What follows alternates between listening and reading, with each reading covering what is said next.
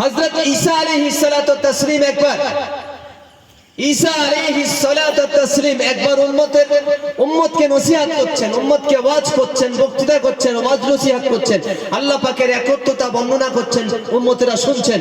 উম্মতেরা একবার প্রশ্ন করলে বললেন, হে ইয়া ঈসা রূহুল্লাহ, এই সামনে যে কবরস্থানটা দেখতে পাচ্ছ, এই কবরস্থান থেকে যদি মৃত মানুষকে জীবিত করতে পারো এবং তারা যদি আপনাকে নবী বলে সাক্ষী দেয়, আমরা আপনাকে নবী বলে মেনে নেব।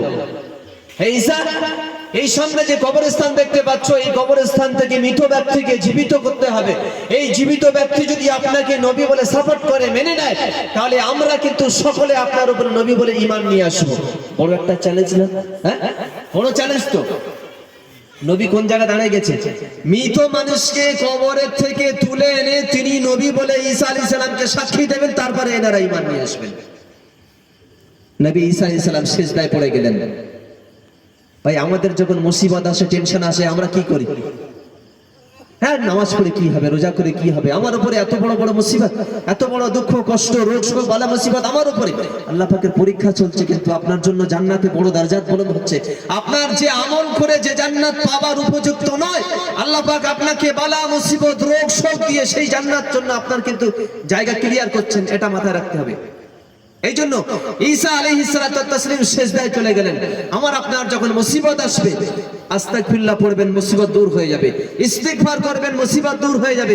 ওয়াস্তাঈনু বিস-সাবরি ওয়াস-সালাহ, নামাজে দাঁড়িয়ে যাবেন, আল্লাহ পাকের কাছে চাইবেন, যা কিছু চাবার আল্লাহ পাক মুসিবত দূর করে দেবে।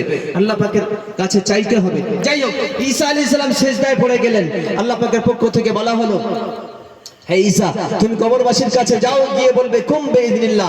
একজন ব্যক্তি দাঁড়িয়ে গেলেন। আল্লাহ পাকের নবী ঈসা আলাইহিস সালাম কবরের ধারে গিয়েছেন, গিয়ে বলছেন কুম বিইذنিল্লাহ। একজন ব্যক্তি দাঁড়িয়ে গেছেন, দাঁড়িয়ে গিয়ে ঈসা আলাইহিস সালামকে সালাম দিচ্ছেন, আসসালামু আলাইকুম ইয়া ঈসা রূহুল্লাহ। হে আমার চাচা, আমার পক্ষ থেকে এবং আমার আব্বার পক্ষ থেকে আপনাকে স্পেশাল সালাম। ঈসা আলাইহিস সালাম আশ্চর্য হয়ে গেলেন যে আমাকে সালাম দিচ্ছেন একজন মৃত ব্যক্তি কবর থেকে জীবিত হয়ে, আবার আমাকে বলছেন চাচা। একটু আশ্চর্য হলেন না? বলছেন আমার চাচা, আমার পক্ষ থেকে এবং আমার আব্বার পক্ষ থেকে আপনাকে স্পেশাল সালাম। ইসলাম জিজ্ঞেস করছেন, উত্তর দেবার পর জিজ্ঞেস করছেন, আচ্ছা চাচা বললে কি ব্যাপার, একটু বলো তো। আমি ঘটনা কিন্তু একদম শর্টে আনছি। আমাকে চাচা বললে কোন থিওরিতে, কি যুক্তি আছে তুমি আমাকে চাচা বললে? তো সেই বান্দা বলছে যে আমি নূহ আলাইহিস সালামের পুত্র শাম আলাইহিস সালাম, আমি নূহ আলাইহিস সালামের ছেলে শাম আলাইহিস সালাম। আমার আব্বা আজ থেকে ৪৫০০ বছর আমাকে বলে গিয়েছে, আগে ৪৫০০ বছর আমাকে বলে গিয়েছেন যে ঈসা নবীকে নবুয়তের নবী হিসেবে প্রমাণ করার জন্য ৪৫০০ বছর পর আমাকে আবার কবর থেকে তোলা হবে। তুমি আমার পক্ষ থেকে ঈসা নবীকে সালামটা পৌঁছে দিও। একজন নবী যেহেতু আরেকজন নবীর ভাই, তো নবীর ছেলে যেহেতু চাচা হবে ঈসা আলাইহিস সালাম, সেই হিসেবে নূহ আলাইহিস সালামের ছেলে শাম, তো এদিকে ঈসা আলাইহিস সালাম যুক্তি হিসেবে চাচা, সেই হিসেবে ঠিক আছে। তো ঈসা আলাইহিস সালাম বুঝতে পারলেন যে ঠিক আছে, নূহ আলাইহিস সালামের ছেলে শাম। কেউ কেউ বলেছেন উনি নবী ছিলেন, কেউ কেউ বলেছেন নবী ছিলেন না, আলাদা জিনিস সেটা। তো যাই হোক, ঈসা আলাইহিস সালাম জিজ্ঞাসা করছেন যে তোমার জীবনের সবথেকে বড় একটা আশ্চর্যজনক ঘটনা তুমি বলো। ৪৫০০ বছর পর তোমাকে কবর থেকে আল্লাহ পাক তুলেছেন, সংক্ষিপ্ত আকারে একটা ঘটনা আমাকে বলো। তো নূহ আলাইহিস সালামের ছেলে শাম আলাইহিস সালাম বলছেন, আমার চাচা ছোট্ট একটা ঘটনা বলি। আজ থেকে ৪৫০০ বছর আগে আমার ইন্তেকাল হয়েছে। মরণের সময় এত কঠিন কষ্ট আমাকে দেওয়া হয়েছিল, আজ আমাকে ৪৫০০ বছর পর আমাকে কবর থেকে তোলা হয়েছে। আমার মনে হচ্ছে সেই ৪৫০০ বছর আগে আমাকে মরণের সময় যে কষ্ট হয়েছিল, এখন যে আমাকে আবার পুনরায় জীবিত করা হয়েছে আল্লাহ পাকের আদেশে, আমার মনে হচ্ছে এক্ষুনি যেন আমাকে কেউ বড় কিছু একটা দিয়ে আঘাত করেছে। বুঝতে পারছেন বাবাজি? ৪৫০০ বছর আগের যে মরণের যন্ত্রণা, মৃত্যুকালীন যে কষ্ট হয়েছিল, সেই কষ্ট শাম আলাইহিস সালাম বলছেন আজ পর্যন্ত আমার সেই ব্যথা শরীর থেকে যায়নি। আমার মনে হচ্ছে একটু আগে যেন কেউ আমাকে কোনো ভারী জিনিস দিয়ে, হাতুড়ি দিয়ে, হাম্পট দিয়ে আমাকে আঘাত করেছে। আমার বাবাজি, কবরের আযাব বড় ভয়ঙ্কর। নামাজ আমাদেরকে পড়তে হবে। আমরা মনে করি সুদখোর সবথেকে বড় গুনাহগার, জেনাখোর সব থেকে বড় গুনাহগার, মদখোর সব থেকে বড় গুনাহগার, সব থেকে বড় স্পেশাল গুনাহগার হচ্ছে যিনি এক ওয়াক্ত নামাজকে ইচ্ছাকৃত ছেড়ে দেন, সব থেকে বড় গুনাহগার এই। ওমর রাদিয়াল্লাহু তাআলা আনহুর জামানায় একজন ব্যক্তি এসেছেন, এসে বলছেন, ইয়া আমিরুল মুমিনিন, একজন বুড়িমা। ওমর রাদিয়াল্লাহু তাআলা আনহুর কাছে একজন বুড়িমা এসেছেন, এসে বলছেন, ইয়া আমিরুল মুমিনিন খলিফাতুল মুসলিমিন, আমার বৈধ টাকা দিয়ে কেনা তেল মাটিতে পড়ে গিয়েছে। ইয়া আমিরুল মুমিনিন, এই তেলটাকে ফেরত দিতে হবে, না হলে কাল কিয়ামতের ময়দানে আল্লাহর সম্মুখে কিন্তু আপনাকে দাঁড় করাবো যে আমার বৈধ টাকা দিয়ে কেনা তেল, সুদের টাকায় নাই, জুয়ার টাকা নাই, হারাম টাকায়, মানুষের ধোঁকা দিয়ে টাকা নয়, আমার বৈধ টাকা দিয়ে কেনা তেল, সেই তেল মাটিতে পড়ে গিয়েছে, মাটি সেটাকে শুষে খেয়ে নিয়েছে। ওমর রাদিয়াল্লাহু তাআলা আনহু, আপনি তাকে খলিফা বানিয়েছিলেন, আমার সেই বৈধ টাকা দিয়ে কেনা তেল ফেরানোর ব্যবস্থা করেননি।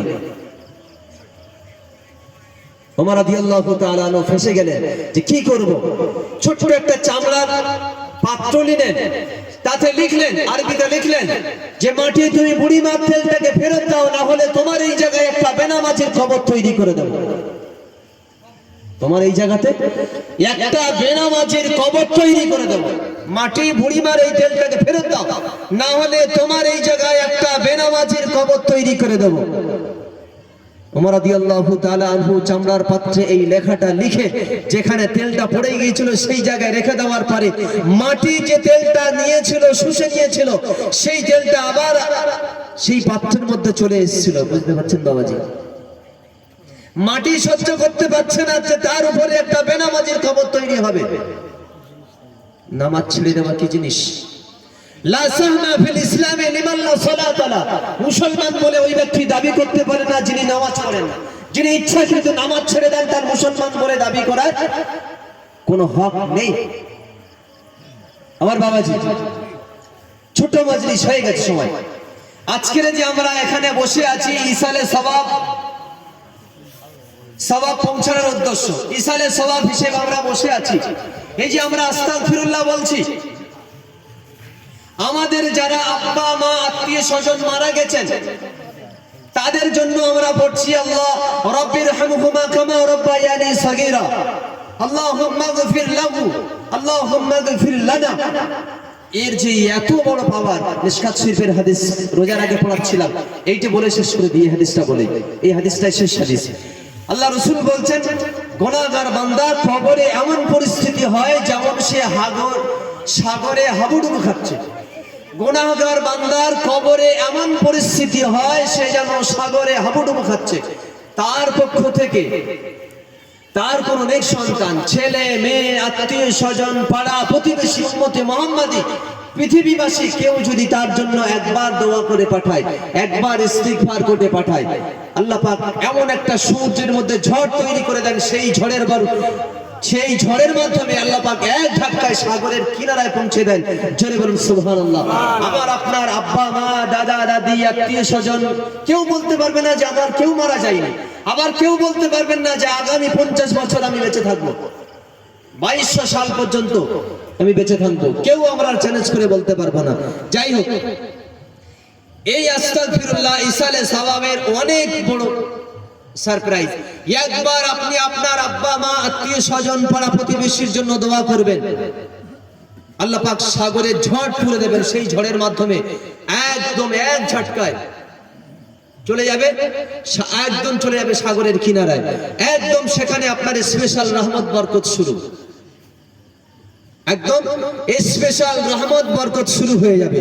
হাফেজ সাহেব আছেন, আজকে দোয়া করবেন, সংক্ষিপ্ত দুটো একটা কথা বলবেন। আল্লাহ পাক আমাদেরকে তৌফিক দিক। সময় সংক্ষিপ্ত, রাতও হয়ে যাচ্ছে, রান্না বাড়া সব কমপ্লিট। কথাবার্তা বলায় কেউ ব্যথিত হবেন না, হলে ক্ষমা করবেন আমাকে। সংক্ষিপ্ত আকারে দুটো একটি কথা বললাম। হাফেজ সাহেব আছেন, গুরুত্বপূর্ণ আলোচনা করবেন বা দোয়াও করবেন। দরুদ শরীফ, আল্লাহুম্মা সাল্লি আলা